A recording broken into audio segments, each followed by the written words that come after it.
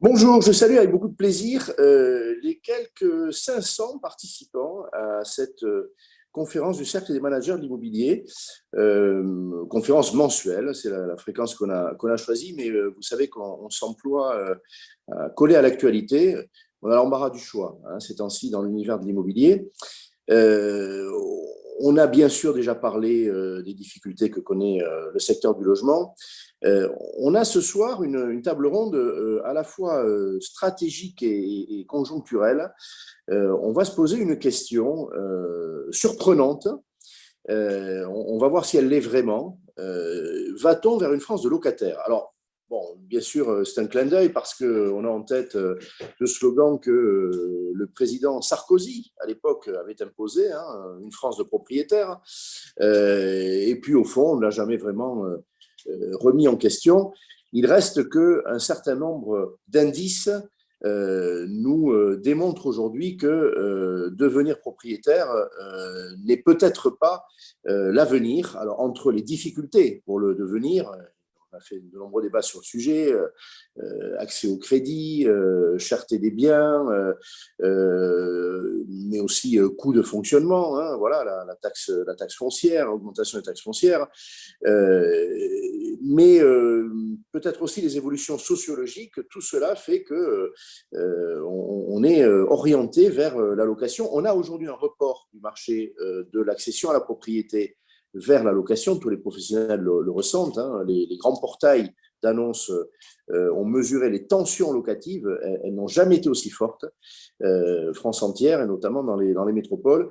Voilà, donc la question est posée, est-ce que le statut de locataire n'est pas en train de prendre une importance qu'on ne voulait pas lui reconnaître, même l'inverse. Alors, qui dit statut de locataire veut dire aussi derrière qu'on va parler de ces propriétaires investisseurs qui mettent sur le marché des logements à louer et l'enjeu du parc locatif et du déploiement du parc locatif est aussi au cœur de notre débat de ce soir. Alors, je voudrais vous présenter, ils vont apparaître à l'écran. Je vais les présenter sommairement. Je vous renvoie au site du Cercle des managers. Des biographies circonstanciées vous en diront beaucoup plus sur chacun de nos invités. Et vous verrez leur histoire personnelle, professionnelle, leur parcours. Mais je vous les présente d'ores et déjà. Je voudrais, par ordre alphabétique, comme ça, il n'y a pas de discussion, vous présenter Nicolas Debrème. Il est dirigeant associé du groupe France Hermitage. Bonjour Bonjour à Nicolas. tous, bonjour Henri, bonjour à tous. Merci d'être avec nous. Nicolas nous présentera en deux mots sa société, même si elle commence à être bien connue, mais peut-être pas de la France entière. Donc, tu diras deux mots tout à l'heure sur la société. Olivier Châtelain-Malherbe à sa suite. Il est le directeur général adjoint, en particulier en charge de l'immobilier résidentiel et des régions, d'une maison qui s'appelle Vinci Immobilier. Alors, je dispenserai Olivier de nous présenter Vinci, l'un des majors du BTP. Vinci Immobilier, elle est la filiale de promotion. Elle est bien connue, mais il pourra nous en dire deux mots s'il le souhaite. Bonjour Olivier. Olivier. Bon, il n'est pas loin parce qu'on l'a vu tout à l'heure. Alors, je passe au suivant. Il a dû couper son micro. Le suivant, je remercie beaucoup d'être avec nous parce qu'il va faire un exercice. Je n'étais même pas sûr qu'il accepterait de le faire. D'anticipation. C'est Xavier Lièvre, notaire. Il préside, il a eu des fonctions au Conseil supérieur du notariat, et alors il a une fonction très importante aujourd'hui. Il contribue à la préparation du congrès des notaires. On sait dans la profession ce que sont ces événements. Le congrès des notaires est un événement marquant de la vie de l'immobilier. Surtout, le rapport qui sort de chaque congrès des notaires fait autorité. Et il inspire très souvent des évolutions civiles ou fiscales, en tout cas juridiques. Et Xavier Lièvre préside une commission qui s'appelle Accéder au logement, pour préparer le 119e congrès qui se tiendra à la fin du mois de septembre à Deauville. Et vous verrez tout à l'heure le lien qu'il a avec notre sujet. Bonjour maître. Bonjour Henri, écoute, tu fais trop d'éloges et je crois qu'il faut surtout être très modeste quand on parle du logement. Non, mais voilà, je peux ajouter effectivement aussi que tu as la qualité de la modestie, mais en tout cas, c'est vrai que tu travailles de longue date sur ces sujets, avant même d'ailleurs d'embrasser la profession notariale. Tu es un fin juriste immobilier.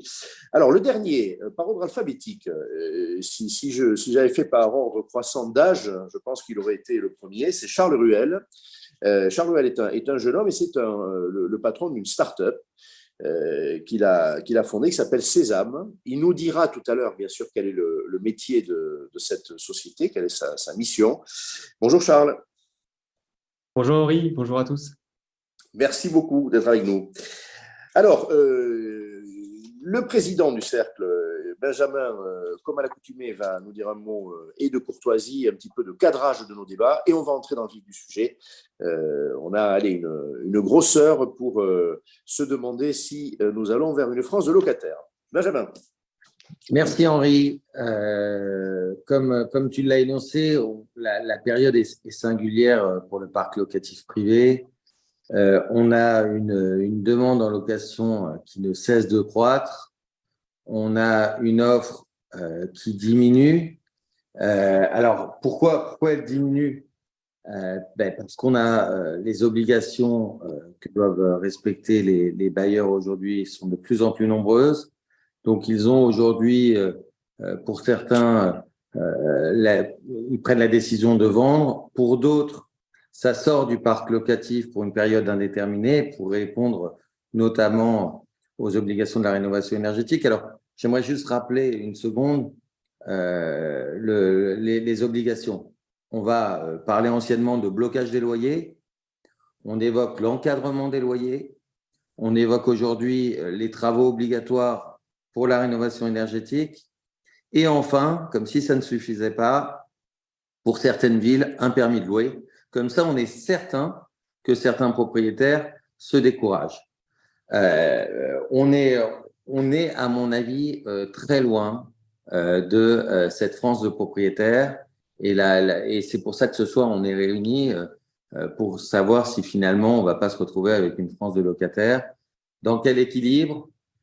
Quelles sont nos solutions pour y arriver?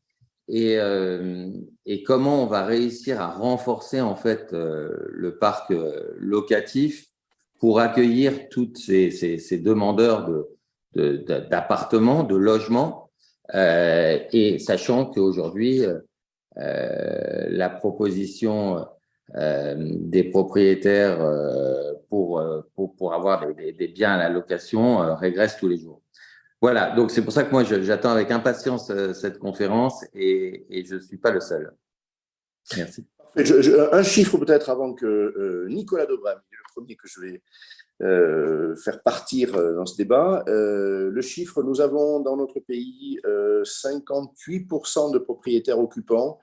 Il semble aujourd'hui qu'on ait un recul que les statistiques n'atteste pas encore de la propriété occupante, et nous avons de l'ordre de un peu plus de 70% de propriétaires d'un bien.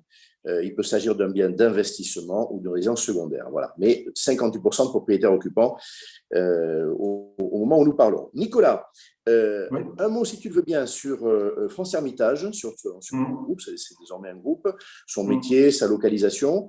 Et ensuite, je te pose tout de suite la question. On pressent, et c'est pour ça qu'on a choisi ce débat, qu'il y a des lames de fond qui aujourd'hui sont en train de modifier la structure de la propriété, avec une propriété occupante qui sera en régression, le besoin, parce qu'il faut répondre à des situations de vie, de changer de logement, et on le fait sous le statut locatif.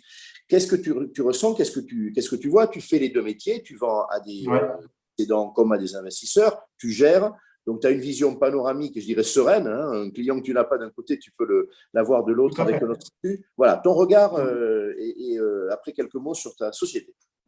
Donc pour commencer, je vais plutôt commencer par ce que fait France Hermitage, pour expliquer pourquoi on a cette bonne vision panoramique du marché aujourd'hui et de la manière dont ça fonctionne et de la situation actuelle.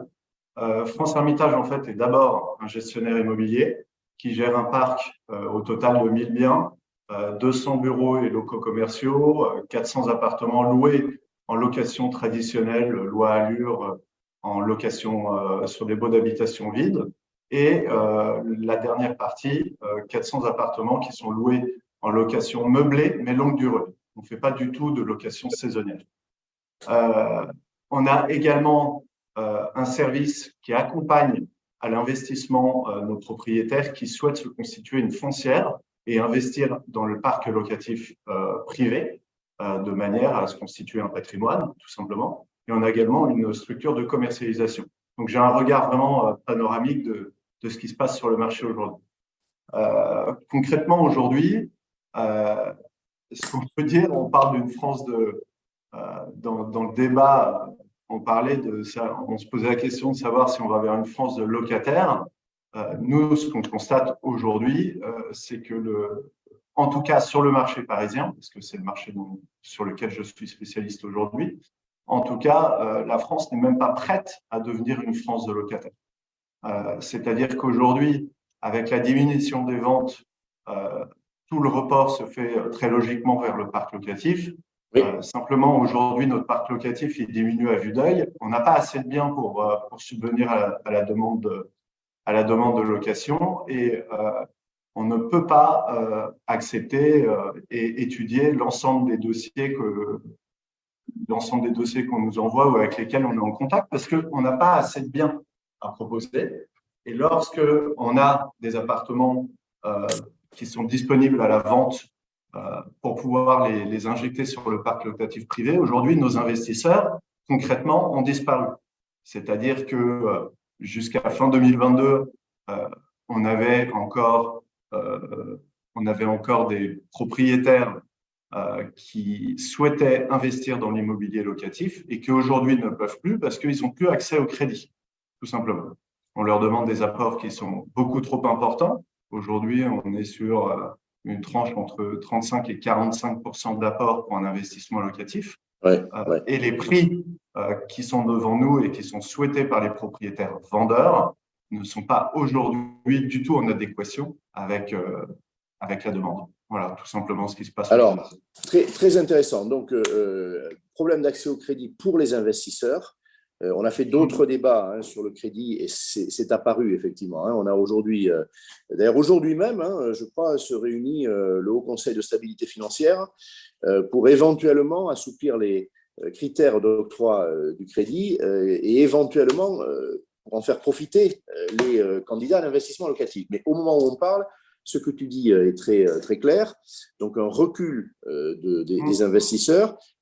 Pas un recul de la volonté d'investir, mais un recul de la possibilité. Il n'y a pas un recul de la volonté d'investir. Nous, nos clients investisseurs de notre portefeuille, qui sont des clients fidèles et qui souhaitent continuer, qui ont de l'appétit pour l'immobilier, pour le parc locatif, qui connaissent, savent comment ça marche, on les accompagne dans leurs projets en règle générale. C'est simplement aujourd'hui, les conditions d'accès ne sont pas envisageables pour eux et pour quasiment personne, sauf à avoir…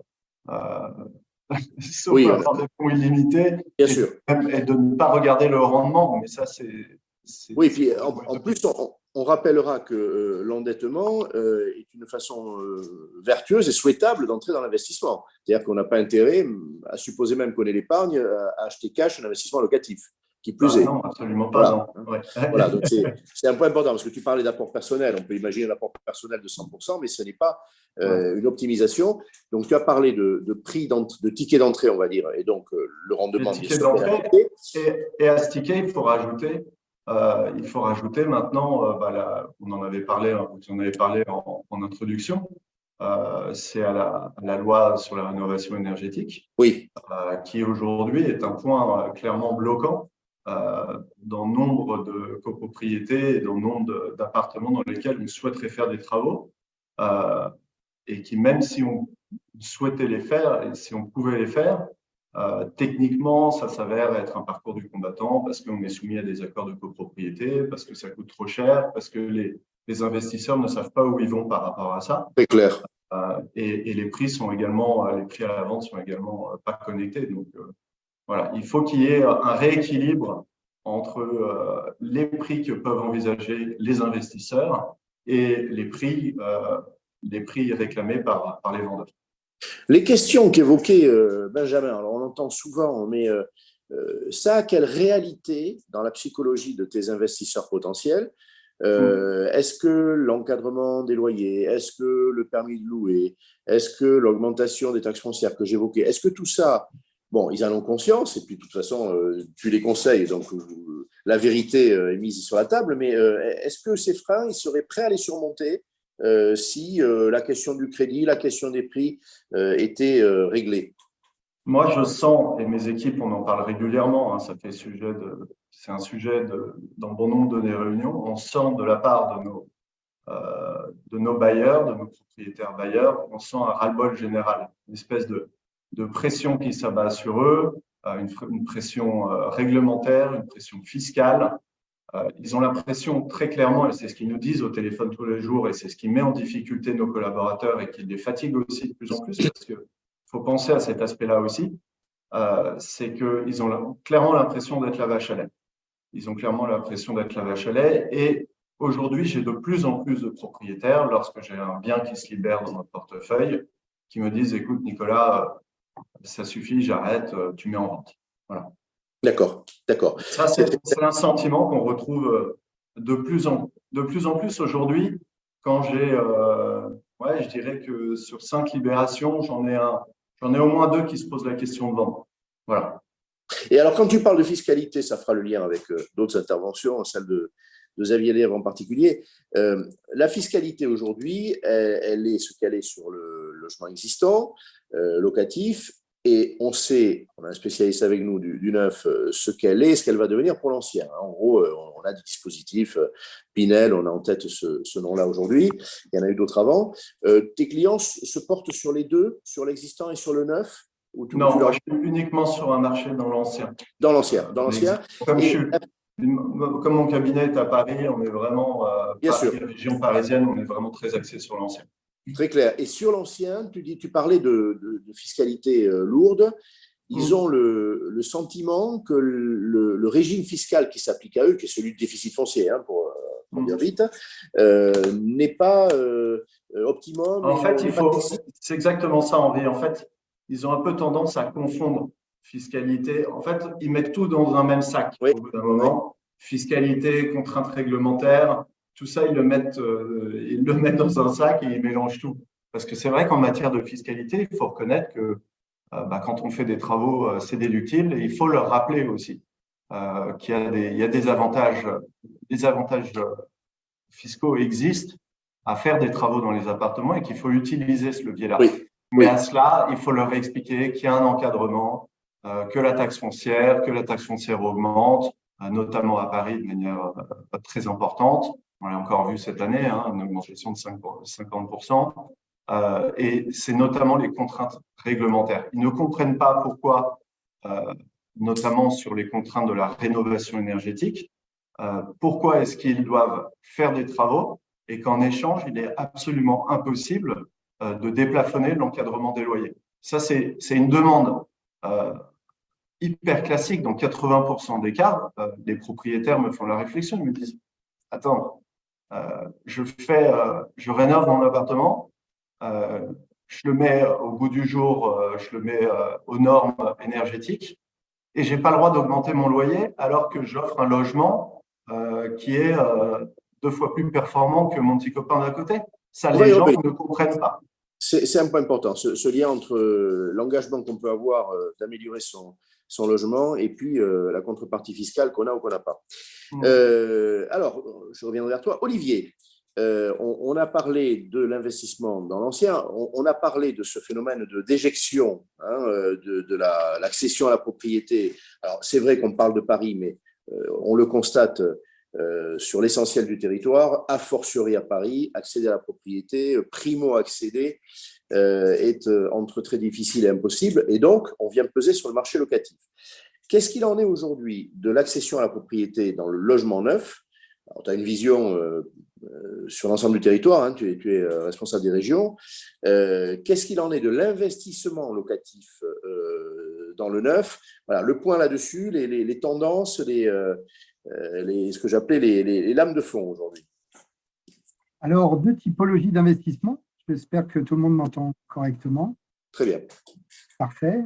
deux typologies d'investissement. On a toujours l'investissement qui correspond à ce qu'on peut trouver dans une valeur mobilière, c'est-à-dire je dépose de l'argent et j'ai un rendement.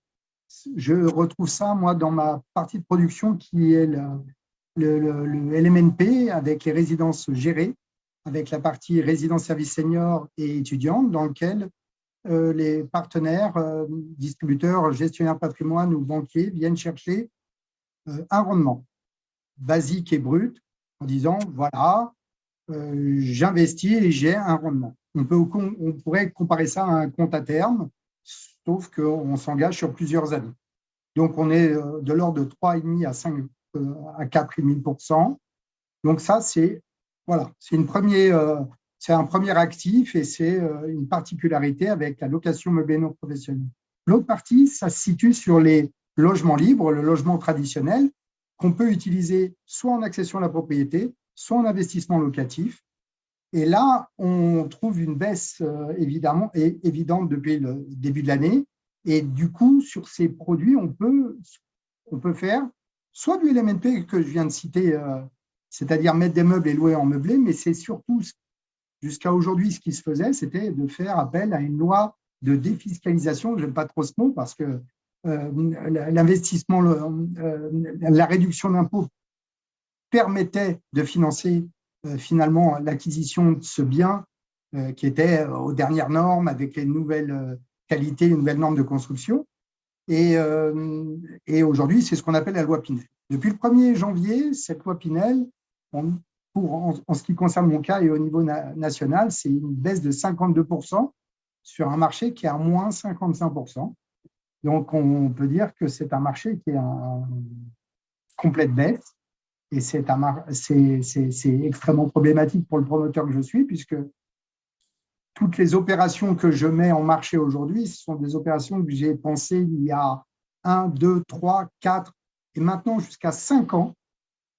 Parfois, c'est jusqu'à 5 ans aujourd'hui, la mise en commercialisation d'un produit. Et c'est un vrai problème, puisque moi, je l'avais prévu de le distribuer à la fois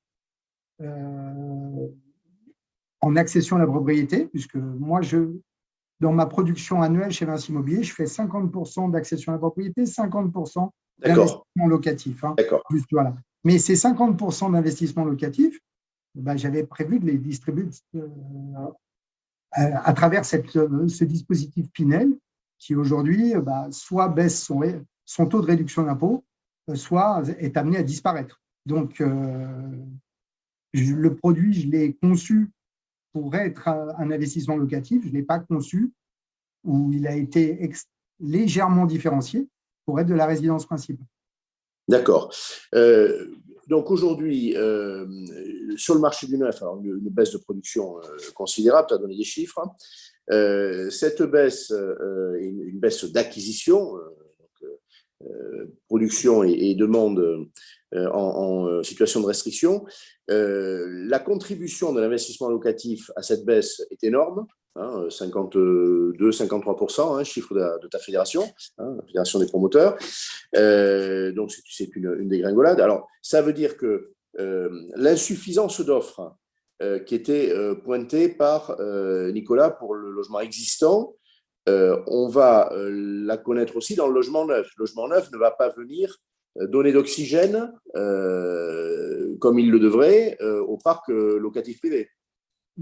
Non, parce que je rejoins ce qu'évoquait Nicolas. Nicolas, lui, fait des travaux pour mettre aux normes son produit, être en correspondance avec le besoin et ce que nous demande l'État. Et moi, dans le neuf, je fais le maximum pour être en correspondance avec les normes. Sauf que, comme je le disais tout à l'heure, je mets 1 ou 2, 3, 4 ans à créer mon produit et du coup, je cours après les normes qui, elles, peuvent changer de 6 mois en 6 mois, voire d'année en année. Et c'est ce qu'on vit d'ailleurs du passage du Pinel, qui était quelque chose de maîtrisé, au fameux Pinel Plus, qui est pour nous, en fait, pas une martingale, parce que ce n'est pas extrêmement positif ce que je vais dire, mais en fait, une vision qui n'est pas en correspondance avec le produit que nous avons à la distribution pour les deux, cette année et un petit peu le début de l'année prochaine. Malgré tout, les promoteurs essayent de raccrocher les wagons. On va supprimer le gaz de nos opérations, on va on va essayer de courir vers des DPE on va essayer de courir sur des surfaces qui vont augmenter, on va courir sur la transversalité de certains lots à travers nos programmes, mais ce n'est pas des plans ni des PLU, et c'est là le plus important. Il y a des PLU, c'est les plans d'urbanisme de chaque municipalité, voire de métropole, qui nous obligent à construire certaines typologies de produits. Et quand on voit ce qu'on nous demande d'un côté et ce qu'on est en capacité de livrer de l'autre, on devient un petit peu schizophrène. Donc, l'offre Pinel Plus, alors le Pinel Plus, donc tu l'as dit, hein, en filigrane, ce sont aujourd'hui des produits qui doivent être plus grands, plus clairs, plus végétalisés, hein, pour simplifier. Donc ça veut dire plus cher, Et aujourd'hui, l'offre en Pinel Plus, chez toi ou chez tes confrères, elle est très faible. Les logements aujourd'hui, dans ton catalogue aujourd'hui, est-ce que je peux trouver un Pinel Plus à acheter et est-ce que je l'achète? C'est-à-dire, effectivement, si le ticket d'entrée est plus élevé, tu parlais de rendement sur le Pinel classique, si je tombe en dessous, est-ce que j'ai encore un intérêt à faire une opération en Pinel Plus? Alors, et pour rejoindre un peu le thème de cette réunion, de ce podcast, c'est le loyer, le locataire. À qui va-t-on louer cette opération? Donc, d'abord, à qui on va la vendre et maintenant, à qui on va la louer. Le plafonnement, en fait, lié à l'acquisition d'un produit en Pinel, avec son plafonnement de loyer, voire le plafonnement des ressources, puisque si on est en intermédiaire, Absolument. On a également un plafonnement de ressources, doit évoluer. Alors, très récemment, début de semaine, il y a eu une légère augmentation de ces plafonds. Donc, on peut s'en soulager parce que nous, promoteurs, on construit des produits de plus en plus aux normes et de plus en plus qualitatives. On raccroche les normes et donc ça nous coûte plus cher. Mais donc, on va trouver le locataire, mais aujourd'hui, on ne trouve plus l'investisseur qui est prêt à, lui, s'avancer sur des produits à faible rentabilité. Mais parce que le rendement n'est plus là. Le rendement n'est plus là et il n'y trouve plus son compte. Tout simplement, il faut savoir que le bailleur privé est extrêmement contraint et on en entend parler pour différentes choses, hein, même la libération, le squattage, etc. Dès l'instant qu'on est en bailleur privé, on peut, si tout se passe bien pendant 10, 15, 20 ans, on a de la chance.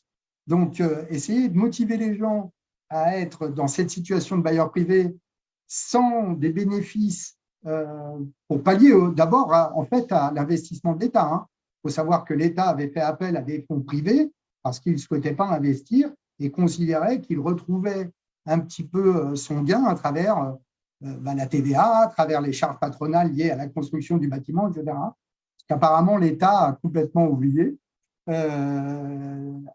L'intérêt de construire du neuf, aujourd'hui, passe un petit peu à côté. En tout cas, je ne sais pas si ils en ont la sensibilité. Je pense que oui, parce que notre ministre l'a compris, s'y est engagé, il y a eu des réunions pour mettre en valeur ça, mais malheureusement, on est en opposition avec quelque chose qui est très dématérialisé, qui est la finance, et avec notre ministère de l'économie et des finances qui, lui, ne voit qu'un intérêt rémunérateur pour l'État, ce que je comprends, puisqu'ils ont des charges et ils doivent avoir les produits en correspondance, mais toutefois, ils ne se rendent pas compte de la nécessité de faire appel à des bailleurs privés pour pouvoir apporter des logements libres sur le marché locatif. En plus, en complément de ce que j'évoque, on oublie la mixité des logements libres. Moi, je sais que je fabrique et je construis et je livre des produits mixtes, c'est-à-dire que dans lequel je construis du social, je construis de l'accession à la propriété, je construis des locataires, et je trouve que d'un côté RSE, qu'on évoque régulièrement et souvent, je trouve c'est essentiel, et arrêter de promouvoir ces dispositifs et ce fonctionnement, c'est aussi arrêter cette mixité. Voilà. Sur le prêt à taux zéro, parce qu'on parle de cet équilibre qui, d'évidence, ne peut pas ne pas se modifier parce que l'accession à la propriété, voire la primo-accession, deviennent difficiles. Le prêt à taux zéro, c'est bien l'une des seules mesures annoncées par le Premier ministre l'autre jour, à l'issue du Conseil national de la refondation, est prolongée jusqu'en 2027, mais avec des conditions très restrictives. Alors, pour le collectif, pour la maison individuelle, c'est assassin.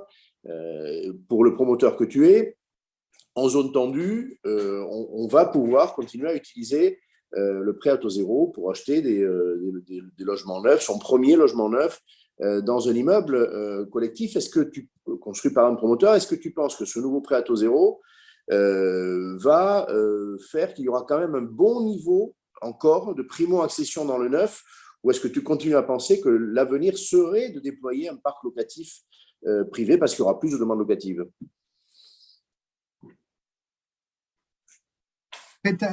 Moi, je suis un défenseur de l'accession à la propriété pour ce que je viens d'évoquer, c'est-à-dire la qualité des ensembles, la qualité des programmes. Je trouve que la mixité de promotion, d'accession, de location et de social est très importante.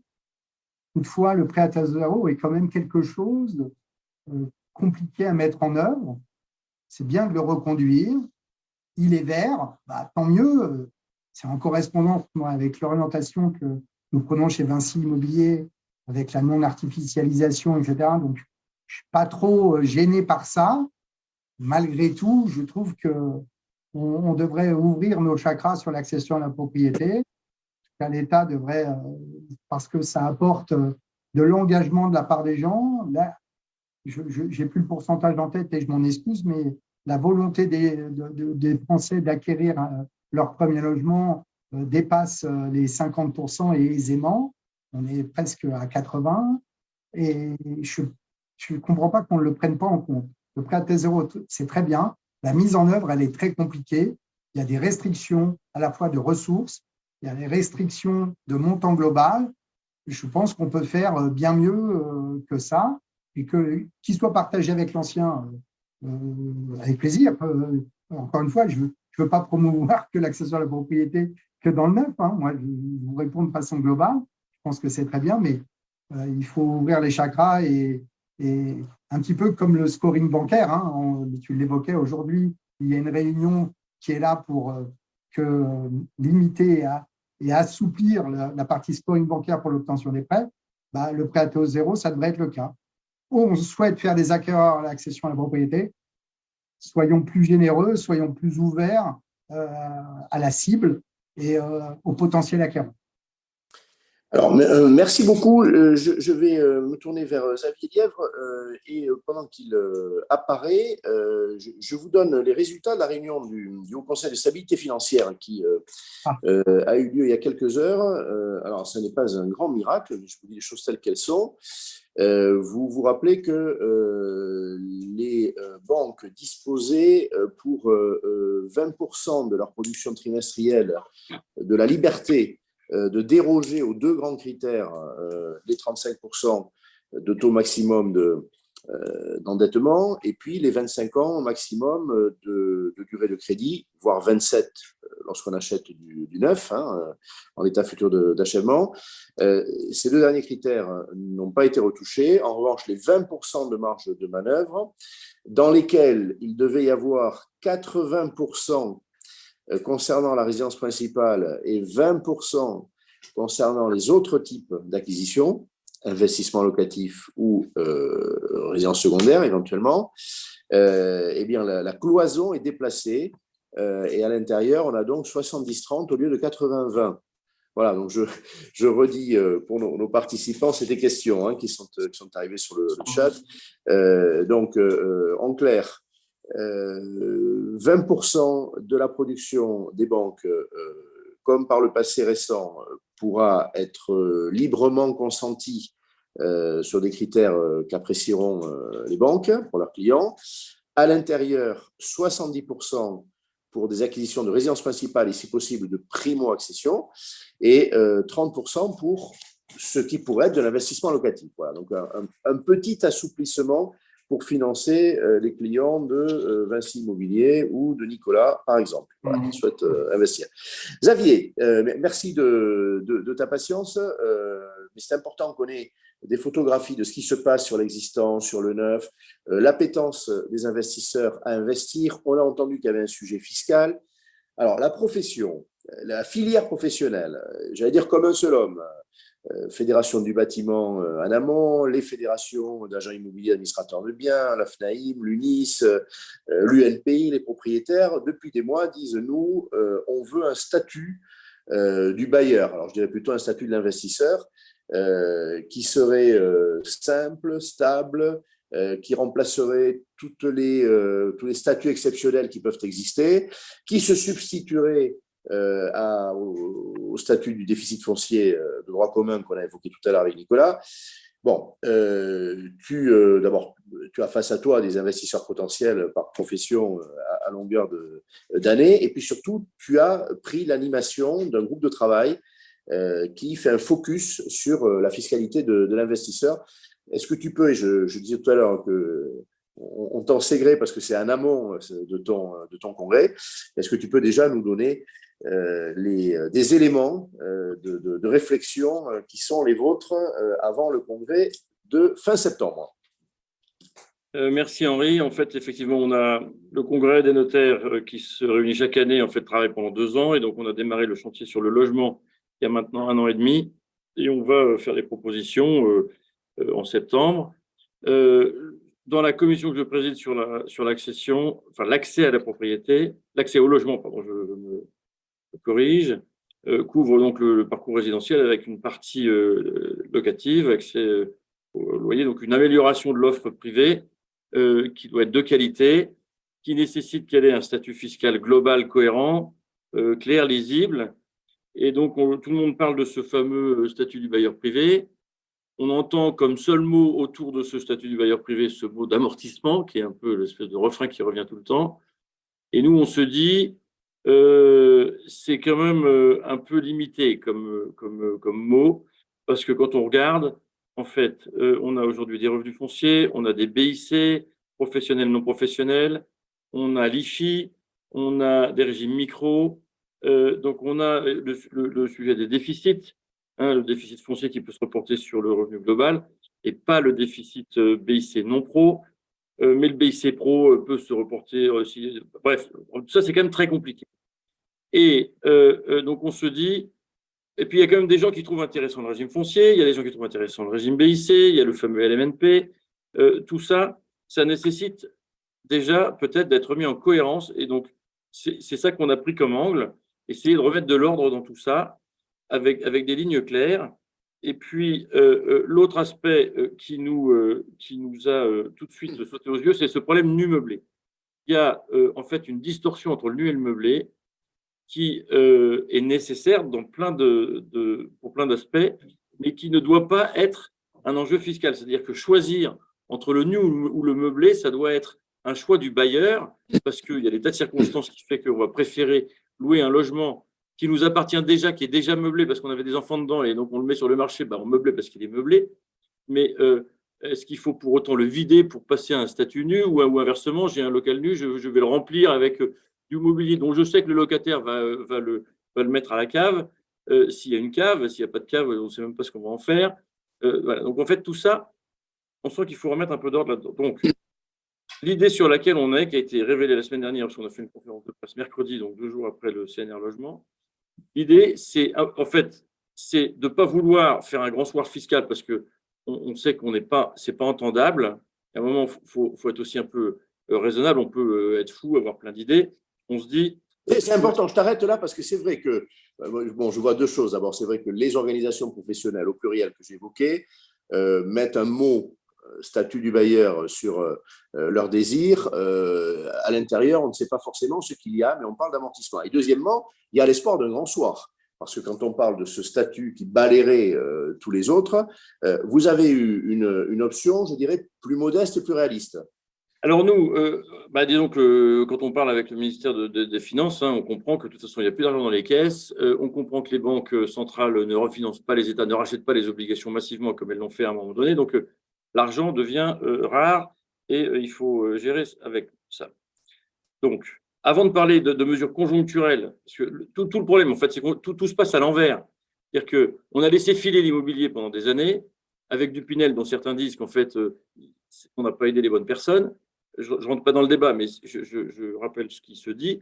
Hein, il y a un post cette semaine de Stéphane Defaille qui dit le Pinel, c'est de la drogue dure. Il y a un moment, il faut sevrer le malade. Hein, donc, directeur général de Grand Paris Aménagement, hein, on le rappellera. Directeur général de Grand Paris Aménagement. Voilà. C'est quelqu'un dont la parole compte et qui est assez introduit dans le milieu du logement et de l'aménagement. Donc on a laissé filer tout ça, on a laissé filer les prêts, et puis en fait, on s'est mis à réguler l'année dernière, en 2022, en fait, au pire moment, c'est-à-dire qu'au moment où on se dit il y a des excès dans l'immobilier, on coupe le Pinel, on nous met des obligations environnementales parce que c'est la panique côté environnement, et le HCSF qui existait déjà, on nous dit maintenant ça devient obligatoire. Avant, c'était des recommandations, maintenant ça devient obligatoire avec une petite marge dont on voit qu'elle vient de bouger, c'est-à-dire qu'on passe de 20% à 30% de dérogation possible aux critères. Ça ne va pas changer la donne. Peut-être sur le BRS ou la primo-accession aidée, mais voilà. Donc en fait, la conjoncture est compliquée, les taux montent et à ce moment-là, en plus, on nous bloque tout, ce qui permettait au marché de fonctionner, qui était peut-être soi-même abusif, mais il n'y a aucune mesure d'accompagnement de la transition parce que c'est bien ce que disait Olivier, c'est que dans la promotion, les programmes, les bilans, ils se font 3 ans, 4 ans avant de lancer les opérations. On sait que c'est compliqué, faut lancer les permis, des études, tout ça, c'est des fonds propres colossaux qui sont difficiles à financer. Et puis quand on lance l'opération, c'est 3 ans après. Et là, on nous dit, en fait, la donne a changé, les taux, c'est plus pareil, il n'y a plus de Pinel, machin, il n'y a plus rien qui fonctionne. Donc voilà, le sujet conjoncturel, moi, je regrette un peu, comme tout le monde, que tout se fait à l'envers et qu'on n'accompagne pas la transition. On voit bien que maintenant, le discours de ceux qui ne veulent pas accompagner la transition, c'est de dire, voilà, il faut sevrer le malade. Bon, alors, je ne rentre pas dans le débat. Donc, sur le bailleur privé, nous, on dit, on va peut-être déjà essayer de travailler, on est notaire, on a peut-être un peu de hauteur, on n'est pas lobbyiste de promoteurs, lobbyiste des bailleurs privés. On se dit, il faut peut-être déjà restructurer tout ça, remettre de l'ordre. Et on a une idée simple qui a été donnée la semaine dernière lors de cette conférence de presse. C'est un peu comme en matière de SCI, finalement, de laisser opter le propriétaire. Que ce soit nu ou meublé, un propriétaire, il devrait pouvoir choisir entre le revenu foncier et donc la plus-value immobilière des particuliers, qui déroule logiquement de tout ça, et puis ou le BIC, qui déroule la plus-value professionnelle. Donc 2 régimes qui existent, hein, d'imposition des revenus, qui commandent un régime d'imposition des plus-values au choix de chacun. Il y en a qui vont toujours préférer du déficit foncier, il y en a qui peuvent préférer d'amortir, donc, mais qui, dans ce cas, ils bénéficieront du régime des plus-values professionnelles avec l'amortissement, la réduction de 10% par an à partir de la 5e année. Et donc, voilà, on se dit, il faut remettre de la cohérence dans tout ça. Donc, une option, comme en SCI, que ce soit nu ou meublé. Ça, c'est un gros changement quand même dans le régime juridique et fiscal. On nous dit de manière artificielle, c'est des vieux trucs du droit, que dès lors que c'est meublé, c'est commercial. Nous, on dit c'est commercial s'il y a des services. Donc, le service accessoire, la para-hôtellerie, OK. Mais juste le fait de meubler, c'est du service de logement. Et donc, il n'y a pas de raison de vouloir le transformer obligatoirement en BIC. Donc, ça laisserait la liberté de meubler ou pas. Et ça laisse, que ce soit meublé ou pas, la liberté au propriétaire de jouer sa stratégie fiscale, qui n'est pas encore idéale à ce stade parce qu'on n'a pas mis de mesures conjoncturelles, mais qui dit, voilà, soit vous choisissez revenu foncier, soit vous choisissez BIC, c'est votre choix. Voilà. Et ensuite, on retouche évidemment au régime pro. On dit, il ne faut pas que le régime pro il soit lié au meublé, sinon on fausse tout. Donc, il faut que le régime pro il soit lié au fait d'être un propriétaire qui met sur le marché du logement, donc qui rend ce service quand même service. Exactement. De fournir du logement. Donc, on aurait une sorte de loueur immobilier professionnel, un LIP, pour prendre ces acronymes que tout le monde les aime. Et ce régime, il serait très favorable, évidemment, à ceux qui sont déjà propriétaires, hein, aux multipropriétaires, donc potentiellement aux retraités et aux petits retraités, qui sont souvent ces personnes qui ont eu du mal à faire de l'investissement et un peu d'épargne qui souvent est immobilière. Et donc, il serait plus rapidement loueurs professionnels parce qu'on prendra en compte leurs revenus fonciers comme leurs revenus BIC, que ce soit nus ou meublés. Donc voilà, une sorte de mise en cohérence assez globale. Et puis voilà, on n'a pas fini encore, hein, tout ça doit s'affiner. Il y a un sujet sur les déficits.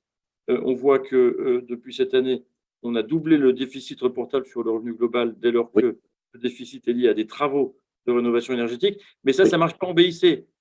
Alors, les gens qui sont en meublé avec du BIC non professionnel, ils sont bloqués par ce problème de déficit qui ne marche pas pour eux parce que ça ne concerne que le revenu foncier. Alors, enfin, on a l'impression que l'État, quand il prend ce genre de mesures, il ne comprend pas ce qui se passe sur le marché. Donc, nous, on dit, très bien, maintenant, il y a un objet, c'est le logement. Le logement, il est meublé ou il est nu, peu importe, dès lors que c'est du logement en résidence principalement, donc en location de longue durée. Il faut laisser le choix de la manière de l'imposer et le choix de la stratégie. Je joue la plus-value, je joue les revenus, j'amortis ou je passe du déficit foncier. Voilà, et donc on essaie de remettre un peu de cohérence dans tout ça. Alors évidemment, quand on rentre dans le détail, il y a toujours des gens qui trouvent un inconvénient à notre système parce que en clarifiant, on enlève des zones troubles. Donc, j'entends les arguments. Mais voilà, et l'État nous dit, il y a un truc qui est une barrière infranchissable, c'est on ne peut pas permettre l'amortissement général du parc. Alors, on va pas se mettre. Alors, nous, ce qu'on répond à ça, c'est que le choix de l'option va être assez complexe néanmoins, parce que si vous devez assumer plutôt du revenu foncier, des plus-values immobilières de particuliers, ou du BIC et des plus-values pro, le choix n'est pas si simple. Votre stratégie de travaux, est-ce qu'il vaut mieux les passer en charge ou les amortir? C'est un sujet qui n'est pas si simple. Il y a le sujet du micro, auquel on ne touche pas, sauf qu'on aligne les plafonds, parce que le décalage des plafonds entre le micro foncier et le micro BIC nous semble complètement aberrant. Donc, il faut aligner les plafonds dans notre version. Et puis, voilà, donc c'est ça l'idée. On n'a pas fini de travailler, on a encore 2 mois pour présenter tout ça, mais on teste l'idée régulièrement, notamment auprès de toi, Henri, et j'étais un peu impressionné que tu trouves finalement cette idée d'option assez ouverte. Et on corrige aussi quelques scories, par exemple la SCI, qui ne peut pas faire de location meublée, sauf à être de plein droit taxé à l'IS. Pareil, c'est un truc qui est complètement aberrant. En fait, on complique des stratégies de transmission familiale à cause d'une résidence secondaire qu'on loue forcément meublée. Donc, tous ces trucs-là, c'est aujourd'hui, à notre avis, complètement obsolète. Il faut le nettoyer. Et donc, on aurait un grand régime d'options pour les personnes physiques, le même régime d'options pour les SCI, quel que soit le régime nu ou meublé, dès lors qu'il n'y a pas de service associé, et un loueur professionnel qui serait globalement un loueur immobilier professionnel, que ce soit nu ou meublé, avec un plafond unique à 23 000 et plus de la moitié des revenus, donc on accéderait plus vite à ce statut. Évidemment, la conséquence en matière d'IFI du loueur professionnel qui serait plus agressive, hein. Madame Bédag, qui est quand même animatrice d'un atelier du CNR, dit que la rentabilité du logement avec la taxation plus l'IFI, dire, le rentier, ce n'est pas le propriétaire immobilier, c'est l'assurance vie. On met de l'argent, ça dort, on ne fait rien, on n'a pas de soucis, on n'a pas de problème de panne, de travaux, de dépenses, de je ne sais pas quoi. Et en plus, on est défiscalisé. Donc, voilà. Donc, il faut redonner un statut cohérent, global, alors fiscal, aussi juridique, parce qu'on se refuse de travailler que sur le sujet fiscal. Du point de vue juridique, il y a des distorsions sur le nu meublé qui sont, dès lors que c'est sous statut de loi de 89 en résidence principale, un truc qui nous semble aujourd'hui pareil obsolète. Le locataire meublé, s'il a sa résidence principale, il ne peut pas préempter en cas de vente, par exemple. On se dit qu'il n'y a pas de raison, si on veut favoriser un parcours locatif, on se dit pourquoi, sous prétexte que c'est meublé, le locataire, ça ne gêne pas le propriétaire, il a décidé de vendre. S'il vend occupé, eh bien, son locataire doit avoir un droit de préemption. S'il vend vide, il donne un congé pour reprise ou un congé pour vendre, ce qu'il peut toujours faire, ce qu'il pourrait faire aussi en matière ce qu'il peut déjà faire d'ailleurs en matière en matière de meublé, mais ça ouvrirait un droit de préemption pour sur le locataire. Donc, il y a quelques ajustements comme ça qu'il faut qu'on… Et puis, dernier point qu'il faut aussi pour neutraliser ce nu meublé, c'est le système loc-avantage qui n'est pas forcément très intéressant, qu'il faut peut-être déverrouiller un peu. Mais le système loc-avantage, c'est que la location nue. Et on se dit, mais pourquoi que la location nue? On pourrait très bien déverrouiller une offre privée, sociale, solidaire, intermédiation locative avec le loc-avantage, dès lors que c'est la résidence principale du locataire, que ce soit nu ou meublé. Il n'y a plus de différence à faire en fait sur ce sujet de nu meublé. C'est ça un peu les axes sur lesquels on est. Voilà. Alors, grand merci, tout ça est déjà très précis. Deux, trois questions complémentaires. Très clairement, les évolutions que vous imaginez concerneraient le neuf et l'ancien, l'existant, pour dire. Exactement. C'est tout système tout bailleur de logement serait concerné par cette option. C'est clair. En SCI ou pas. Quel que soit le véhicule, absolument. Quel que soit le véhicule.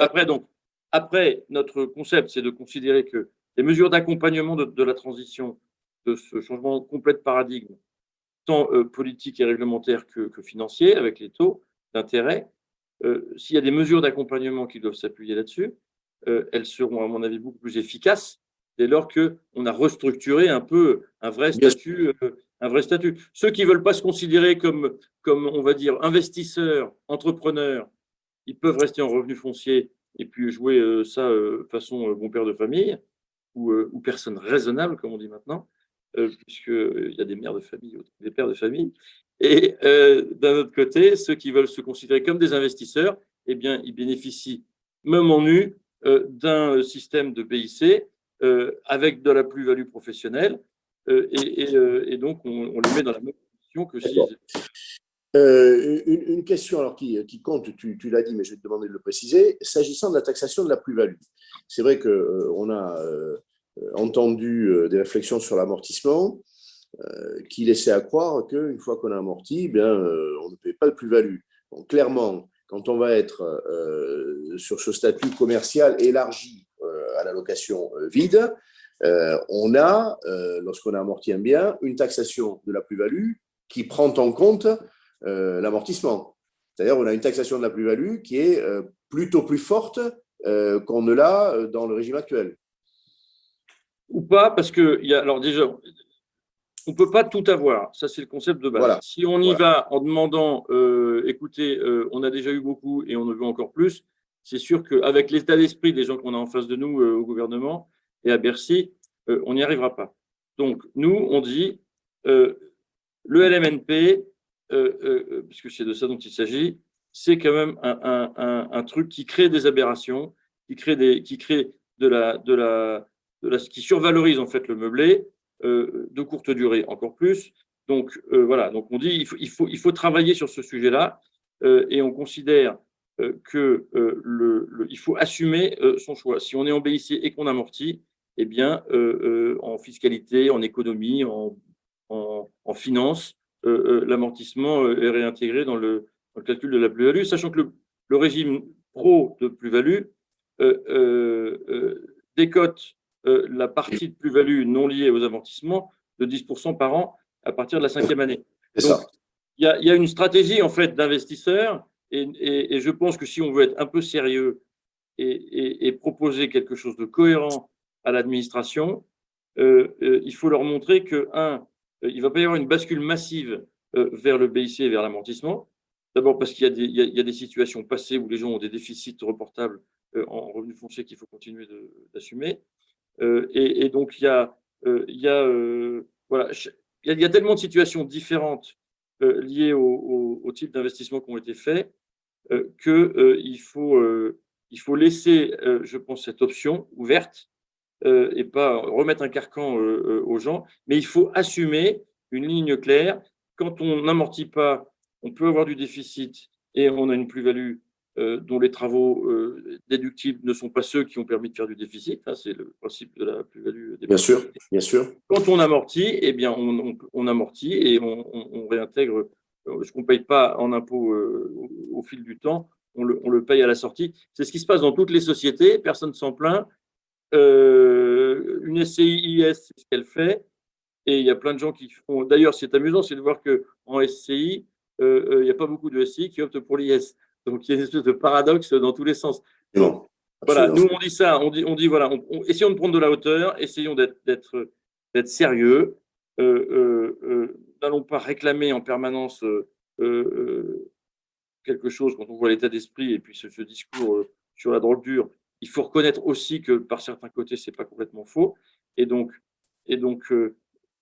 voilà, le problème, c'est que tout tombe au mauvais moment, dans la mauvaise conjoncture, et on régule au mauvais moment, quoi. C'est la difficulté. Donc, c'est ça notre proposition. Je pense, enfin, c'est ça on va affiner encore un peu, hein, il y a plein de sujets un peu techniques, mais dans les grands axes, c'est ça la proposition, c'est assumer une stratégie de revenu ou une stratégie de plus-value qui serait bien par bien, c'est-à-dire qu'une SCI, elle prend cette option pour l'ensemble de son patrimoine, un particulier, il prendrait cette option pour chaque bien. Voilà, il n'y a pas de… Et sans impact sur son statut professionnel, puisqu'on cumulerait les revenus nus ou meublés, fonciers ou BIC pour le calcul du statut professionnel. Dernière chose avant d'aller vers Charles, qui aura eu plus de patience encore que toi, mais il y a une certaine logique dans ses interventions. Est-ce que tu ne penses pas, ça peut être une critique faite, alors non pas par les professionnels de la gestion de patrimoine, tu en es, il y a les administrateurs de biens ici, mais peut-être par l'UNPI, que ça va favoriser l'intermédiation, c'est-à-dire qu'il y a une certaine complexité attachée à ce mécanisme commercial et que donc l'autogestion en sera pénalisée. Alors certes, c'est une option, mais séduisante. Est-ce que ça ne va pas conduire à une plus grande intermédiation, ce dont on peut se réjouir par ailleurs? Il y aura toujours les régimes micro quand c'est simple. Oui, oui. Et puis quand c'est compliqué, qu'on soit d'ailleurs en revenu foncier ou en BIC, quand c'est compliqué, c'est un peu plus compliqué en BIC, l'amortissement, etc. Oui. Mais il y a un moment, quand on assume de se revendiquer entrepreneur, il faut se faire accompagner. Il y a des experts comptables, des gestionnaires, et je pense qu'il faut assumer sa position. Si on veut du simple, on reste en revenu foncier, et puis à supposer que ce soit plus simple, ce qui n'est pas totalement sûr quand on voit le système de suivi des déductions de déficit. C'est exact. C'est toujours ce qu'il y a de plus simple. Exact. Merci beaucoup. On reviendra vers toi. Charles Ruel. Bon, Charles, une nécessité, c'est la présentation de Sésame, jeune société, qui a quelques mois, mais tu vas nous le préciser, avec une intuition qui a fait qu'on t'a invité parce que tu es au cœur de ce sujet. Finalement, on est en train de dire acheter sa résidence principale est difficile, la louer exige qu'il y ait des investisseurs, donc il faut qu'ils soient plus nombreux au rendez-vous de l'histoire. Ça rejoint tout le travail fait par en particulier les notaires aujourd'hui. Et puis, on peut aussi se dire, est-ce qu'il ne faut pas faire preuve d'inventivité, d'ingénierie pour que ceux qui ont du mal à acheter leur résidence à l'instant T puissent quand même le faire, mais selon une formule un peu particulière. Voilà, j'ai un peu défloré le sujet. À toi de compléter, de nous dire ce que tu as inventé pour faire rimer difficulté d'acheter sa résidence principale et pour autant réalité de l'envie d'acheter. Et donc, il faut trouver une passerelle. Merci Henri. Effectivement, vous en avez parlé, l'envie d'acheter, elle est réelle. En revanche, les difficultés, elles le sont et de plus en plus. Donc, on est une jeune start-up à mission. On a un peu moins d'un an d'existence. Notre mission est de faciliter l'accès à la propriété. Et on le fait dans des situations dans lesquelles, effectivement, un aspirant propriétaire est souhaité réaliser son projet, mais rencontre une difficulté, notamment à un instant T, une difficulté d'obtention d'un crédit immobilier. Et c'est malheureusement fréquent pour une grande diversité de situations. On va en parler ensemble. Et donc, comment on l'accompagne? On va l'accompagner dans une transition et on lui propose un mécanisme de location avec option d'achat qui s'apparente à un leasing ou qui, en droit français, s'appelle la location-accession, loi de 84, et qu'on extrait, je dirais, de son environnement social, initial, dans l'esprit dans lequel elle a été créée, pour le proposer dans le résidentiel libre. Et donc, ça veut dire qu'on va permettre à un accédant d'emménager dans le logement de son choix, le logement qu'on aura acheté pour son projet. Et il va commencer par effectivement avoir une phase de location et un prix d'achat qui est fixe, convenu d'avance, et on l'accompagne jusqu'à ce qu'il ait la mesure de pouvoir racheter son logement. Donc, c'est ce qu'on a créé effectivement et ce qui répond à effectivement pas mal de situations de vie, que ce soit primo-accédant confronté à un apport limité, qu'on soit propriétaire-vendeur confronté à une difficulté d'avoir un prêt-relais, qu'on ait une situation administrative compliquée. On a malheureusement beaucoup de cas de situations de divorce, de situations qui font qu'à un instant T, vous pourriez ne pas encore avoir accès à un crédit immobilier, mais on va regarder dans quelle mesure, par notre accompagnement et par vos actions, au final, c'est une question de quelques mois ou quelques années. Nous, on accompagne nos clients jusque pendant 36 mois maximum, pendant lesquels on leur permet de faire la location-accession. D'accord, donc avec une ancienneté alors, qui est réduite aujourd'hui, hein, jeune société créée quand, Charles? En juillet dernier, on est soutenu par des investisseurs et donc on travaille justement avec les professionnels de l'immobilier pour apporter nos services à un écosystème de promoteurs, agents immobiliers, courtiers, conseillers bancaires qui sont eux-mêmes confrontés à un instant T à un acheteur qui veut acheter mais qui n'y arrive pas. D'accord. Et donc, pendant une période de 36 mois maximum, on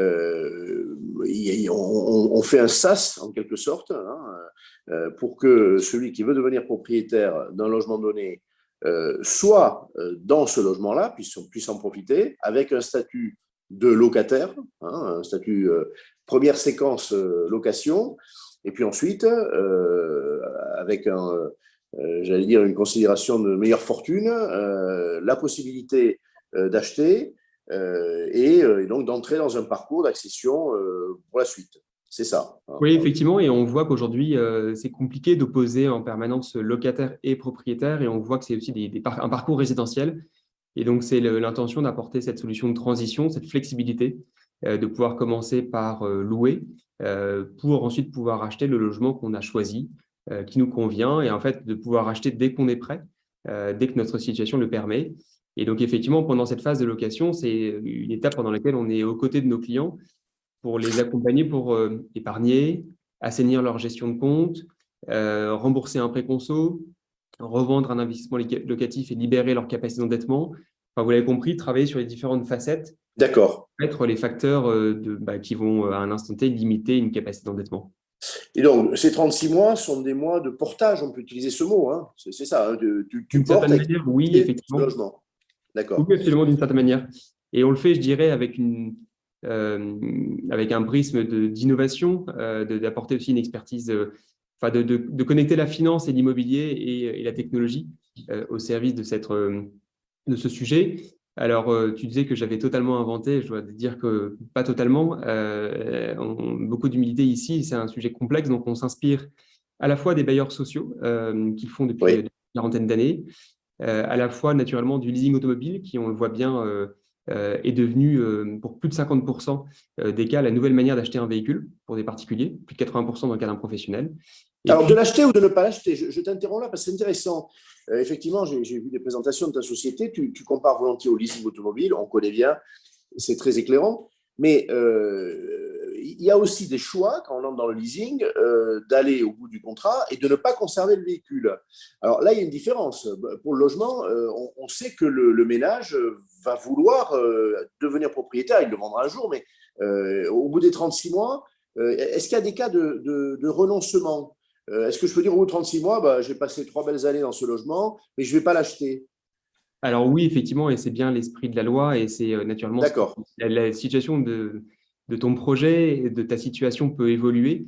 Naturellement, nous, notre objectif et notre mission, c'est de faciliter l'accès à la propriété. Donc, on souhaite que les gens puissent racheter et on est à leur côté pour les aider à pouvoir racheter. On va d'ailleurs s'assurer que leur situation future leur permettra de racheter, notamment, parce que c'est bien notre objectif. Après, bien évidemment, il faut pouvoir anticiper toutes les situations. Tu disais aussi tout à l'heure, alors effectivement, qu'il y avait une inspiration du côté du logement social, hein, c'est très honnête de le dire, en effet, loi de 84.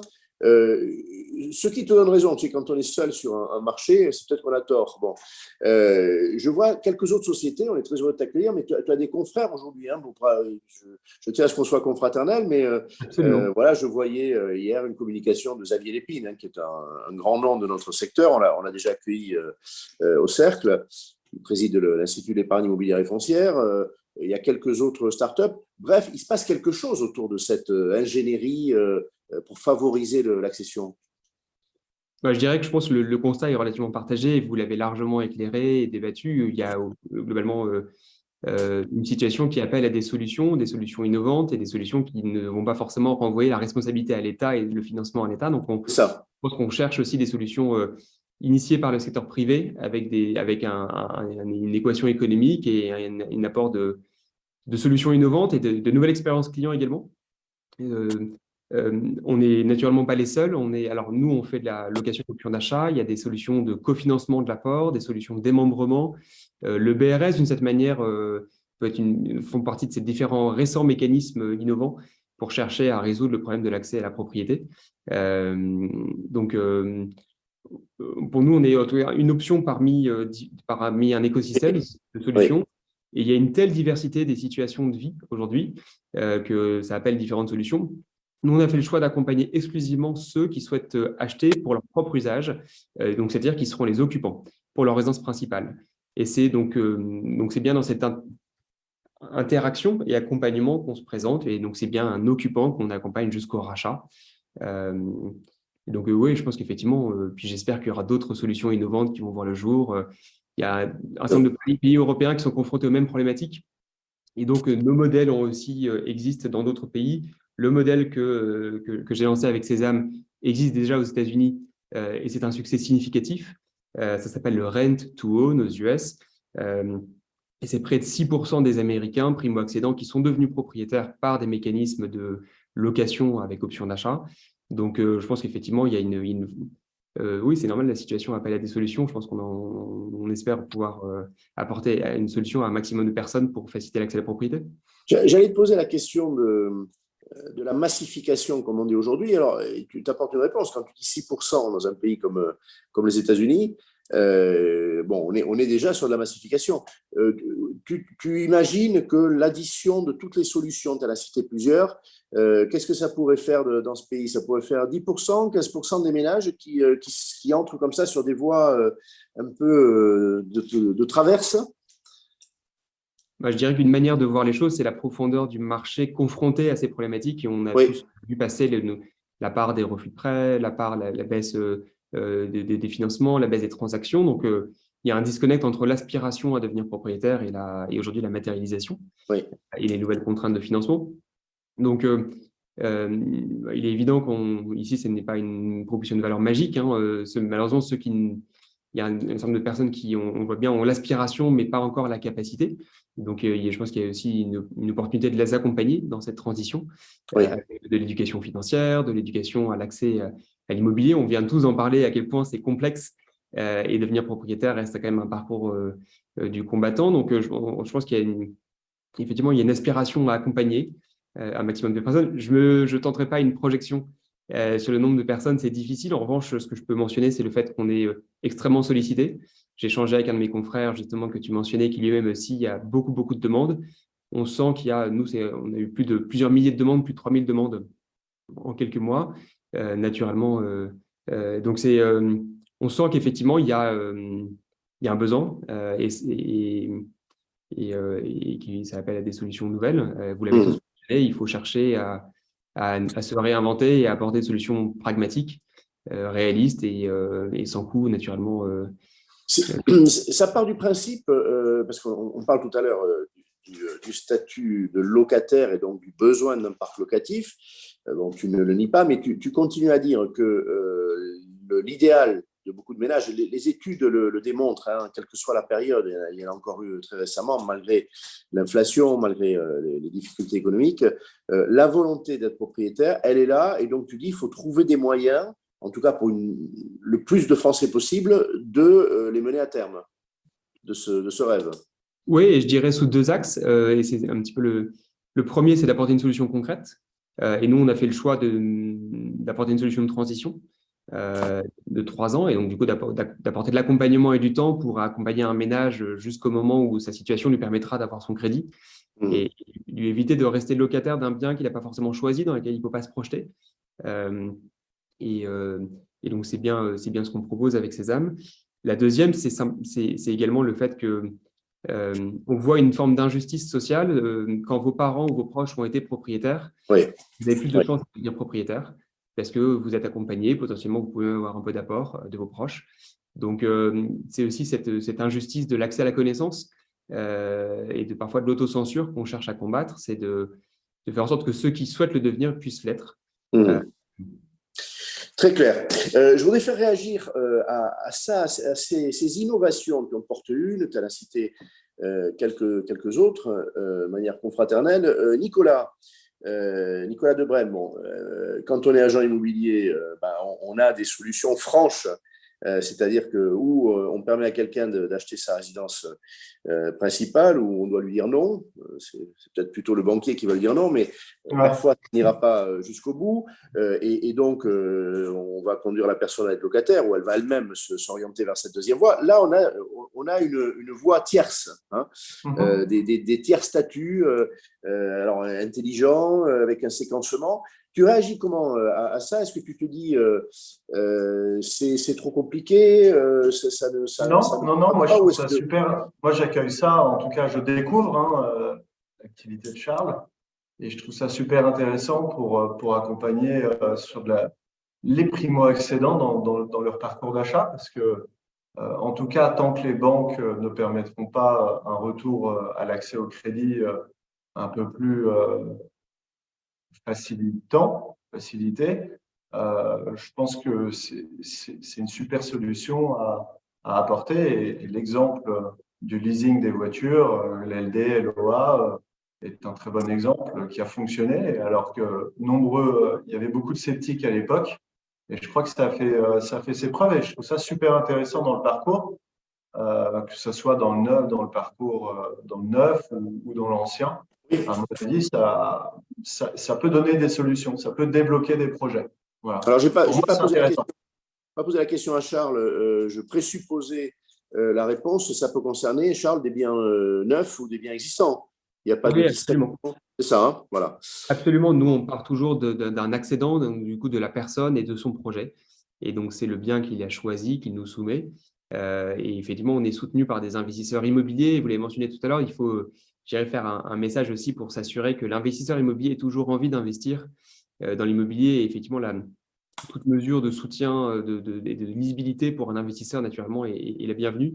Et donc, nous, on est soutenu par effectivement des investisseurs on a constitué une foncière. Et donc, c'est bien effectivement des investisseurs qui vont acheter la propriété d'un bien et faire ce portage le temps que l'accédant puisse racheter. Et donc, on voit que par ailleurs, on apporte aussi des services de solvabilisation d'acheteurs à tout un écosystème de professionnels. Alors, ça veut dire que Sésame, d'ailleurs, est un client potentiel d'un agent immobilier ou d'un promoteur, c'est ça, c'est forcément, ou d'un particulier. Complètement. Absolument, c'est ce que je voulais préciser et clarifier, c'est que dans ce cas, on va acheter le bien qu'on aura étudié, et ce qui crée par ailleurs un élément d'intérêt avec nos clients, puisqu'on ne les accompagne que dans des projets auxquels on croit. Alors, un point important, ensuite, je vais faire réagir nos deux autres débatteurs, c'est-à-dire Olivier et Xavier Lièvre. La sélection du bien ou la sélection des ménages, puisque tu as une entreprise, vous portez le risque pendant un certain temps, un temps long, donc on peut comprendre qu'il y ait effectivement une sélection. Les critères s'agissant des biens, les critères s'agissant des personnes. Alors, on a une approche pragmatique et analytique. Donc, sur les personnes, ce sont des personnes qui sont en activité professionnelle, pour lesquelles on va avoir projeté de manière relativement prévisible leur capacité future à obtenir un crédit, et dans les 3 ans. Alors, est-ce que ça veut dire que vous reproduisez, je vais être un peu provocateur, mais bêtement et méchamment, des critères qu'on sait être ceux des prêteurs, hein, c'est-à-dire qu'un emploi stable, plutôt un salarié qu'une profession libérale qui vient de créer sa société, ou est-ce que vous arrivez à mesurer le risque attaché à des statuts divers? Alors, toute la difficulté, effectivement, c'est qu'il n'y a pas une lisibilité totale aujourd'hui des conditions de financement des banques, et on échange avec un certain nombre de partenaires bancaires. On voit que les pratiques dépendent d'une banque à l'autre, de statut à l'autre, de la relation des caisses régionales. Mais donc, l'état d'esprit, en tout cas, est de comprendre quelle serait la perspective d'un banquier sur ce profil. Et donc, en l'occurrence, c'est ce qui lui manque de l'apport. Et donc, du coup, on sait calibrer le fait que tous les mois, il va continuer à épargner et qu'il aura l'apport nécessaire à une échéance donnée. Et ce qui lui manque dans le cas d'un TNS, une ancienneté professionnelle. Et donc, par exemple, il a un bon bilan, 2 bons bilans. Et donc, on sait naturellement que le temps faisant, sa situation va s'améliorer, du moins on l'espère. On a parlé des situations administratives. Naturellement, c'est aussi la situation. Donc, il y a toutes ces différentes manières d'appréhender un profil.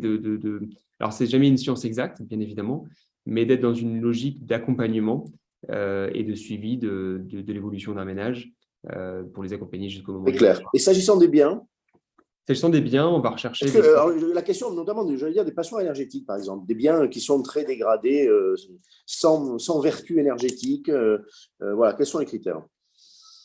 Alors aujourd'hui, on va investir pour le compte de nos investisseurs et donc chercher des biens qui vont être prêts à habiter et qui, si notre client ne rachète pas, ne poserait pas de problème à la revente. D'accord. Simplement dire qu'on va rechercher des zones dynamiques avec de la liquidité. Et puis forcément, il y a la question du prix et d'une fluctuation possible. Donc, la question du prix est forcément un élément aussi discriminant au moment de l'achat, ce qui recrée bien évidemment l'alignement d'intérêt avec nos clients, puisqu'on va chercher à ce qu'ils fassent une bonne affaire, à ce qu'on fasse un bon achat à leur côté. Très bien. Pour qu'ils puissent le Ça racheter. peut être une bonne solution, excuse-moi Henri, je te coupe, Je t'en prie.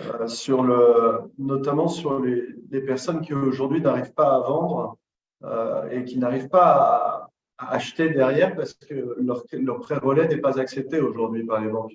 Moi, j'ai beaucoup de retours là-dessus, sur les biens qu'on a à vendre pour des résidences principales, avec des acquéreurs qui ne peuvent pas acheter leurs nouveaux biens parce que la banque, les conditions bancaires sont trop difficiles sur le prêt relais. Alors, ça a été évoqué d'ailleurs tout à l'heure par Charles, hein, ce cas de figure, les pré-relais. Une réaction de Olivier d'abord, et puis de Xavier ensuite. Olivier, comment tu accueilles ces innovations pour faire des propriétaires dans cette période où il est difficile de devenir propriétaire occupant dans le neuf, en particulier sur ton segment de marché? À bras ouverts. À bras ouverts. Ça correspond au discours que je vous tenais tout à l'heure. Moi, j'ai une vision investisseur, accession à la propriété. Et pour moi, alors, pardon Charles, mais si on en arrive à ça, c'est qu'il y a déjà bien un problème. Voilà. Et donc, merci Charles d'apporter une solution. Oui. Pour le rappeler, c'est une solution. Bien sûr. Et le comparatif avec la voiture, et je lance le ballon, là, je fais une chistera pour Xavier, pour juste après moi, c'est les droits de mutation, par contre.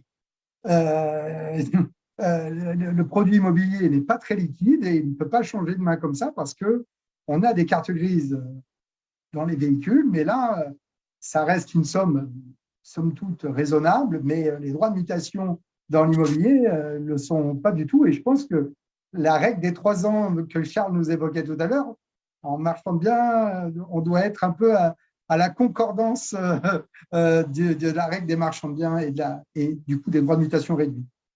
Moi, j'ai un petit sujet quand même dans l'immobilier résidentiel neuf et en tant que promoteur immobilier, moi, je construis et je livre en moyenne les produits que j'ai aujourd'hui à la commercialisation. Ouais, je suis à 12 mois de moyenne, 12 à 15 mois de moyenne et forcément, quand je dois rentrer en plus dans les 3 ans que vient d'évoquer Charles, c'est un tout petit peu plus compliqué pour moi. Voilà, mais c'est une objection qui est liée à mon fonctionnement, mais en aucun cas à la solution qu'a trouvé Charles et sa structure qui, pour moi, est super. Moi, voilà, il y a une vertu sociale derrière tout ça et il y a une vertu d'ouverture pour des gens qui ne sont pas en capacité d'eux. Je trouve ça essentiel et futuriste. Et c'est très clair. Au même titre que le BRS qu'on évoquait tout à l'heure, avec encore une fois le bémol du montage de mes dossiers, le BRS. Je n'aurai des produits en BRS malgré toute la bonne volonté du monde, des métropoles, des collectivités. Aujourd'hui, on en a quelques-uns à la distribution, mais il faut 1 ou 2 ans avant que les collectivités se positionnent, décident de faire du BRS et nous proposent ces terrains pour la distribution. Voilà. Alors, on rappellera que le BRS, c'est un principe de découplage du foncier et du bâti, hein, et qui s'adresse à des locataires cibles sociales, on va dire. Hein. Alors, il y a aujourd'hui une volonté du gouvernement, c'est dans le plan de relance, car il y a quand même des choses, il y a des intuitions dans le plan de relance, notamment un BRS qui deviendrait un BRI pour des logements intermédiaires, donc une cible de clientèle élargie. Voilà. Et j'invite nos amis banquiers à réfléchir bien au sujet parce que les montages des dossiers financiers pour les BRS sont pas très simples. Absolument, absolument.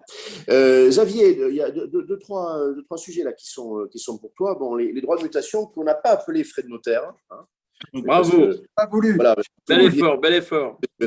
Intègre. Il sait que ce n'est pas les notaires. Le notaire ne garde pas les droits de mutation pour lui. Il est percepteur. Hein. Mais c'est vrai qu'aujourd'hui, c'est un sujet. On est sur des droits de mutation dans l'existant qui sont très élevés. Ils sont réduits dans le neuf. Bon, en contrepartie, il y a la TVA, mais peut-être ton regard là-dessus, c'est pas au cœur du sujet que tu as instruit dans ton groupe, mais c'est un sujet notaire, hein, accession à la propriété, ça vient charger la barque quand même. Hein. Effectivement, donc il y a ça, et puis ta réaction, comme les deux autres débatteurs l'ont fait, à ces innovations. Le notaire, il voit beaucoup de ménages qui veulent des solutions franches, ce que j'appelle des solutions franches. Là, c'est des solutions interstitielles, nouvelles. Ton regard? On a beaucoup travaillé dans le rapport là, sur le congrès, sur ces solutions. On les a appelées en fait des solutions de partage horizontal ou vertical.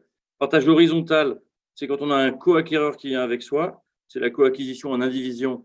Et on a constaté notamment que la durée de la convention d'indivision limitée à 5 ans bloquait certaines innovations de sociétés comme Sésame que Charles a fondées.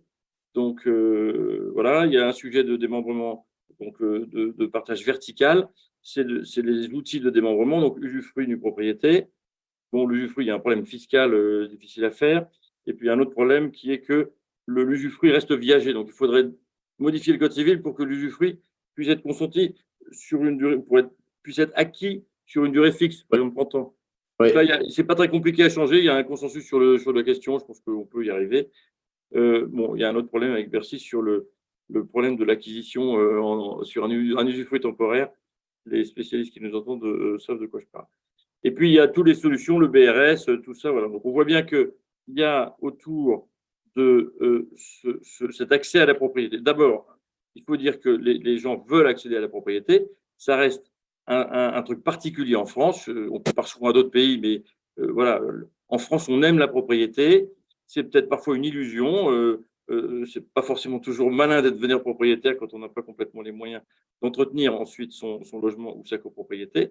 Néanmoins, c'est un vrai désir, il y a un sentiment de sécurité, il y a un enjeu de retraite, il y a un enjeu de transmission. Tout ça, c'est des sujets qui sont évidemment essentiels. On travaille sur le sujet de la valeur dans le BRS, qui est un sujet, à mon avis, qui n'est pas bien traité. On fera une proposition là-dessus au congrès des notaires, puisque c'est un sujet assez fondamental. Hein, c'est est-ce qu'il est normal que quand on permet l'accession au BRS, il n'y ait pas de manière proportionnelle un lien avec le marché qui se maintient? Est-ce que ça fonctionne si le BRS est déconnecté du marché libre? Voilà, moi j'ai un peu le sentiment que non, mais le débat est très ouvert là-dessus et en tout cas, ça sera intéressant de discuter en septembre. Donc, moi, je trouve que c'est très bien toutes ces innovations. Voilà, il y a de l'ingénierie juridique, il y a de l'ingénierie financière, et elle a un mérite aussi, cette solution, comme d'autres de ces startups, c'est d'attirer les fonds d'investissement, les fonds à impact. C'est des choses aujourd'hui très à la mode, qui, quand elles sont bien faites et que ce n'est pas du greenwashing ou du social washing, je ne sais pas comment on appelle ça, c'est très efficace. Et je trouve qu'il faut, à un moment, on a besoin d'argent. Quand on a besoin d'argent, il faut savoir aller le chercher là où il est. Et il est quand même beaucoup dans les fonds d'investissement. Et l'intérêt de ces startups, là, je regardais l'actualité de Sésame, je vois, voilà, ils ont levé des fonds, ils s'en réjouissent, c'est formidable. Et donc, il y a d'autres startups qui font ça aussi. Et quand il y a des fonds d'investissement qui viennent sur le marché pour accompagner des accédants, leur donner le coup de pouce, eh bien, je crois qu'il faut s'en réjouir. Après, c'est technique. L'enjeu pour nous, dans un congrès des notaires et puis des autres professionnels, c'est d'identifier ce qui bloque ces solutions innovantes. Souvent, ce n'est pas grand-chose. Voilà, typiquement, usufruit, déplafonner la convention d'indivision au-delà de 5 ans, jusqu'à 10 ans, par exemple. L'usufruit, permettre un usufruit viager, non viager temporaire pour une personne physique. Sur la location-accession, je connais moins le sujet, mais il y a forcément un petit verrou qui perturbe le montage alors qu'on ne comprend plus pourquoi il y a des verrous de ce genre. Donc, moi, je suis très favorable. Je suis favorable surtout à ce que tout le monde travaille ensemble pour aller voir le gouvernement, les ministères pour déverrouiller ces trucs-là. Ça ne fait pas polémique. Je pense que c'est assez facile de le faire passer dans des lois, suffisamment de lois qui vont arriver sur le logement. La loi 3DS, la dernière, a retouché un certain nombre de choses. Donc, il y a plein de choses à faire. Il faut favoriser ces initiatives et pas tout attendre de l'État. Moi, je dis voilà, bravo à toutes ces initiatives. Un petit mot au percepteur que tu es. Ton regard j'avoue que c'est, pour moi, bon, c'est toujours trop cher, les impôts, ça c'est sûr. Après, la difficulté des droits de mutation, c'est que ça touche à la fiscalité locale. Donc, c'est ça. Alors, donc, aujourd'hui, les communes, hein, quand vous allez les voir, ils vous disent bon, la taxe foncière, la taxe d'habitation, sujet complexe, compensé, pas compensé par l'État. Si vous touchez au droit d'enregistrement, donc le droit de mutation à titre onéreux, c'est effectivement une source importante pour les communes qui va se tarir parce qu'avec 30% de baisse du volume, on a parlé de 15% ce matin à la radio, mais potentiellement 30% de baisse du volume et 15 ou 20% de baisse des prix dans l'ancien, en tout cas dans les zones qui étaient très dynamiques. C'est pas pareil partout, hein, les zones côtières, les zones montagnardes, c'est assez dynamique en prix, mais voilà, donc il y a une manne de droits d'enregistrement qui va se tarir un peu pour les collectivités locales, donc ça va stresser et je ne vois pas qu'on puisse baisser les taux si l'assiette baisse, à moins qu'on ait une martingale en jouant sur l'assiette et le taux, mais ce serait au plus mauvais moment, c'est clair. Alors, écoutez, moi, je voudrais, parce que l'heure a tourné, ça fait 1h30 qu'on est ensemble, vous remercier tous les quatre. J'ai l'impression que on a répondu, vous avez répondu à la question, alors de plusieurs manières. C'est-à-dire, d'une part, oui, il va y avoir besoin d'un parc locatif parce qu'il y a une demande locative et il y a des solutions. Il y a le statut qu'on vient d'évoquer très, très clairement. On a aussi parlé d'autres leviers sur lesquels il faudrait jouer. Le crédit, là, on sait depuis tout à l'heure qu'on n'a pas d'assouplissement puissant pour l'instant. On a parlé de solutions qui permettent de devenir propriétaire, même lorsque on n'est pas en mesure de le faire à l'instant T. Voilà, donc on a touillé dans la marmite. Je vous remercie. Vous l'avez fait avec beaucoup de franchise et je vais demander à… Il y a eu beaucoup de questions, mais je les ai posées. Hein, voilà, j'ai répercuté les questions du chat. Il y a des satisfecit pour vos interventions diverses. Je vais demander à Benjamin de bien vouloir avoir le mot de la fin et d'annoncer la date du prochain débat aussi. Merci Henri. Je voudrais remercier tous nos intervenants. C'était extrêmement intéressant. Effectivement, on voit que notre secteur est résilient, trouve des solutions face à la conjoncture, à la crise que nous vivons. Il y a aussi l'aspect fiscal qui est extrêmement important. C'est vrai qu'on a tous nos solutions, mais c'est vrai que les conséquences de celles-ci peuvent perturber le marché. Donc c'était extrêmement intéressant. Alors oui, la prochaine conférence aura lieu le 18 juillet. Et donc, on vous attend nombreux et on vous donnera le thème très prochainement. On va travailler dessus.